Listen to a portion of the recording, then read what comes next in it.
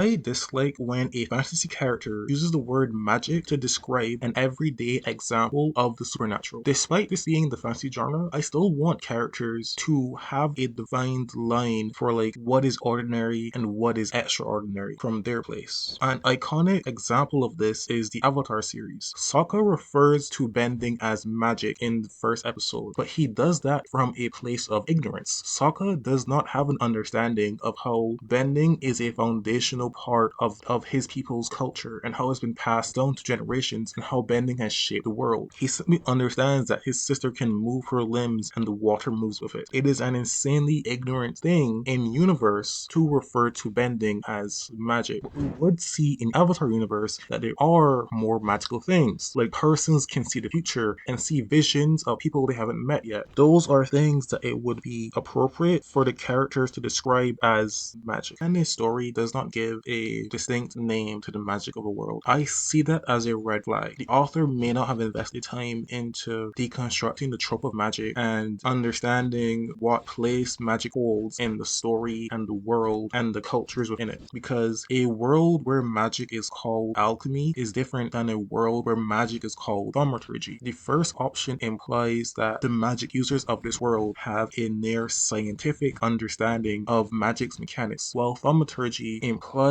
that magic is grand but still not understood. There's still some level of mysticism that surrounds the magic of that world, because the names that we give elements in our stories are tools to reinforce the themes of what we have sat down to tell. Jujutsu Kaisen does this masterfully. The word curse is used to describe multiple elements of the magic system because the character's power comes from their traumas. These aren't pleasant powers to have, these are a reminder of the themes that haunt these characters. It is a burden to have these powers. They are curses, as the names imply. And the monsters named curses are manifestations of people's troubles and fears. But Jujutsu Kaisen still uses the word sorcery. Sorcery is a generic term for magic. However, as I said before, the word sorcery is a traditional word for magic. And one of JJK's themes is the conflict between traditional sorcery and the way how the practice is evolving to incorporate contemporary technology. So each part of naming this system is working to reinforce the themes of the story, and that is what I want to see more in fantasy. I find it very cheap when we just throw the word magic around. And this is not to say that if a story uses magic, its representation of the trope is innately bad. I think two of my favorite fantasy series from recent years use the term magic, right? And Fear and Beyond Journey's End, the characters are called mages and they cast spells using it. It's a very traditional